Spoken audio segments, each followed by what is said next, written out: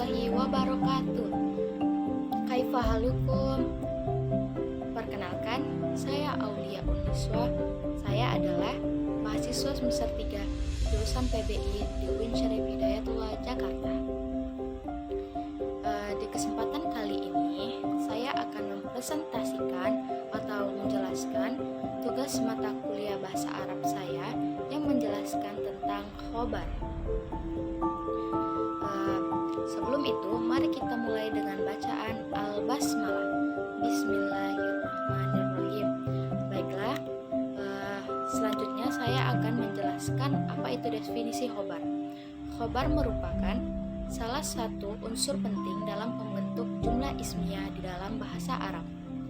Khobar adalah bagian daripada kalimat atau jumlah ismiyah yang berfungsi menyempurnakan makna jumlah tersebut. Dengan begitu, susunan kalimat yang di dalamnya terdapat mubtada dan khobar disebut dengan jumlah ismiyah. Seandainya tidak ada khobar tersebut, maka kalimat tidak akan dipahami apa maksudnya. Bagi para pakar nahwu, mereka menyebut bagian pertama dari jumlah ismiyah ini dengan mubtada karena ia adalah bagian yang dimulai dalam pembicaraan. Sedangkan bagian kedua dinamakan khobar karena ia memberitahukan keadaan yang ada pada mubtada. Selanjutnya saya akan menjelaskan macam-macam khobar. Macam-macam khobar itu ada dua. Yang pertama, khobar mufrad. Khobar mufrad merupakan khobar yang bukan berupa jumlah atau kalimat dan bukan pula syibih jumlah. Mufrad di sini pengertiannya adalah khobar itu terdiri dari satu kata, sehingga meskipun ia bentuknya tasniyah ataupun jamak, jika ia bukan jumlah atau syibih jumlah yang menyerupainya, maka ia termasuk khobar mufrad. Contohnya, at-taubu jadidun, pakaian itu baru. At-taubu mubtada'nya di sini at-taubu dan jadidun ini khobar. Jadi khobar pada jumlah ismiyah ini terdiri dari satu kata yaitu hanya jadidun, sehingga khobar ini termasuk khobar yang mufrad. Yang kedua, ada khobar ghairu mufrad. Khobar ghairu mufrad ini merupakan khobar yang terdiri dari jumlah dan syibih jumlah. Khobar jumlah itu sendiri ada dua, yaitu jumlah ismiyah, jumlah yang terdiri dari mubtada dan khobar, dan jumlah fi'liyah, jumlah yang terdiri dari fi'il dan fa'il.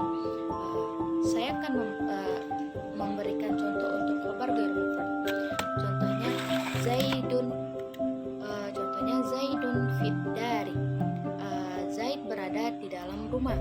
Zaidun ini mubtada, hukumnya mubtadanya marfu, alamat rofa'nya dhammah yang zahir di akhir kata Zaidun. Kemudian fi ini huruf jar. Gunanya adalah menjarkan isim atau membuat baris isim menjadi kasroh atau majrur. Sedangkan ad-dari ini isim majrurnya dengan huruf fi. Tanda jarnya kasroh yang zahir di ujung kata ad-dari. Selanjutnya khobar ghairu mufrad fi dari. Mereka disebut khobar ghairu mufrad karena terdiri dari dua elemen. Yang pertama, huruf jar dan isim. Khobar ghairu mufrad mengikuti hukum mubtada. Karena mubtada marfu, maka khobar juga marfu. Lanjut ke contoh kedua, Zaidun mata abu. Zaid ayahnya telah meninggal. Zaidun ini mubtada sama seperti yang sebelumnya. Hukum mubtada marfu, alamat rafa'nya dhammah yang zahir di akhir kata. Mata fi'il mazid mabni di atas fathah. Selanjutnya abuhu fa'il mabni dan rafa'nya waw. Yang menjadi contoh khobar ghairu mufradnya ialah kata mata abuhu, di mana ia terdiri fi'il dan fa'il. Selanjutnya saya akan menjelaskan tentang khobar jumlah. Di sini khobar jumlah yaitu khobar yang bentuknya berupa susunan kalimat baik ismiyah yang didahului oleh isim, fi'liyah didahului dengan fi'il, dan atau syibhul jumlah, dzaraf dan jar majrur. Contoh khobar jumlah ismiyah.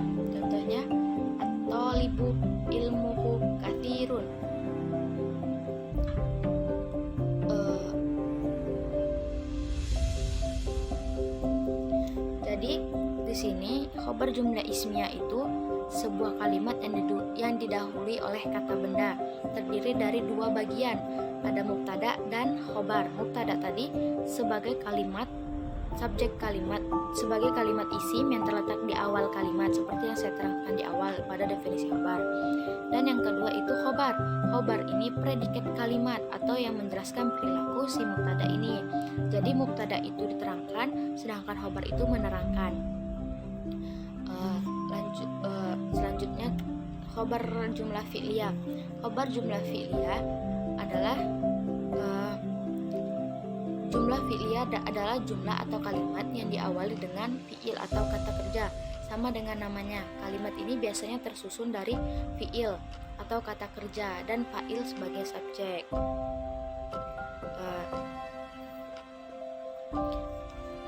Fa'il ini sebagai pelaku.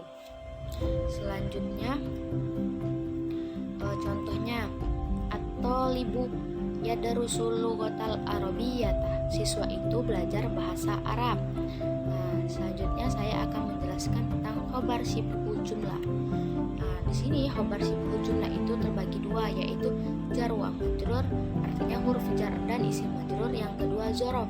Zorof ini kata keterangan waktu dan tempat. Contohnya yang pertama al-jawalu alal maktabi. HP itu di atas meja. Jadi di sini mubtadanya itu al-jawal dan ala ini sebagai itu di atas meja. Jadi di sini mubtadanya itu al-jawal dan ala ini sebagai harfu jar dan al-maktabi ini isim majrur. Khobarnya lebih dari satu kata, yaitu terdiri dari huruf jar tadi yang ala dan isim majrur tadi al-maktabi. Maka khobarnya termasuk khobar yang sibhu jumlah yang jar wa majrur. Ya, contoh kedua, ad-daftaru tahtal maktabi. Buku tulis itu di bawah meja. Ad-daftaru mubtada, tahta zorof isim makan yang menjelaskan keterangan tempat, dan al-maktabi mudhof ilaih majrur karena mudhof. Khobarnya lebih dari satu kata, yaitu terdiri dari zorfun atau zorof, kata keterangan tempat, dan isimnya al-maktabi. Maka khobar dalam jumlah ismiyah ini adalah khobar yang tergolong dalam sibhul jumlah. Baiklah, sekian penjelasan dari saya. Setelah menerima materi, mari kita ucapkan dengan bacaan alhamdulillahirabbil syukron ala ihtimamikum. Wassalamualaikum warahmatullahi wabarakatuh.